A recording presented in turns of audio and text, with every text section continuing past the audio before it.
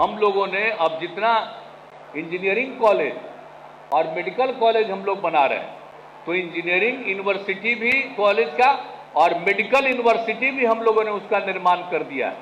और एक बात जान लीजिए, इसके साथ साथ भी तय कर दिया, हर एक इंजीनियरिंग कॉलेज में, हर एक मेडिकल कॉलेज में कम से कम 1/3 लड़कियों के लिए आरक्षित रहेगा, तो उसमें लड़कियां भी पढ़ेंगी। तो आप तो जानते रहे कि हम तो लड़कियों के और महिलाओं के उत्थान के लिए जो काम किया, तो 50% का पंचायती राज संस्थाओं में और नगर निकायों में महिलाओं के लिए, और एक एक चीज स्कूल में भी, सब जगह के लिए भी हम लोगों ने किया, और एक एक काम जो किया। फिर जीविका समूह का गठन किया, किस तरह से सब तरह से महिलाओं को आगे बढ़ाने के लिए हम लोगों ने काम किया है। और लड़कियां कितनी कम पढ़ती थी, तो लड़कियों के पढ़ने के लिए जो हम लोगों ने शुरू से इंतजाम करवाया कि लड़कियां पढ़ेगी तो ये बहुत अच्छा लगेगा। और उनके लिए हम लोगों ने पोशाक योजना और साइकिल योजना की शुरुआत करा दी थी 7-8 में।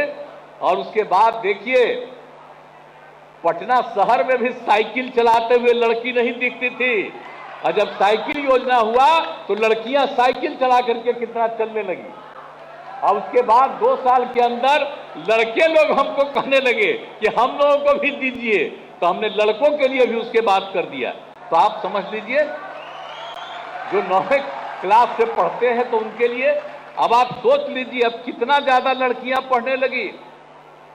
अब जो मैट्रिक की परीक्षा होती है उसमें लड़का लड़की बराबर हो गए हैं, तब लड़कियां पढ़ेगी तो बात बहुत आगे बढ़ेगी।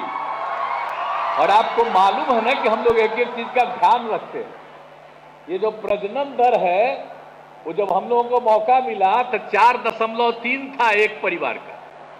और उसी में जो हमारा अध्ययन हुआ कि लड़की अगर पढ़ी लिखी रहेगी और जब उनकी शादी होगी तो ये प्रजनन दर घटेगा।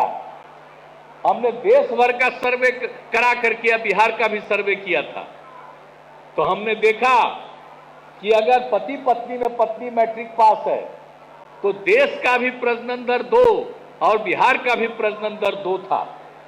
और उसके अलावा जब ये देखा कि अगर इंटर पास है तो देश में प्रजनन दर, अगर महिला है, पत्नी है इंटर पास, तो देश का था 1.7 प्रजनन दर। और बिहार का भी जो सर्वे किया कि अगर पति पत्नी में पत्नी इंटर पास है तो बिहार का प्रजनन दर 1.6 था। तो उसी समय हमने तय किया कि हर पंचायत में 10+2 तक की पढ़ाई के लिए हम लोग काम करेंगे, ताकि जो प्रजनन दर है वो घटे।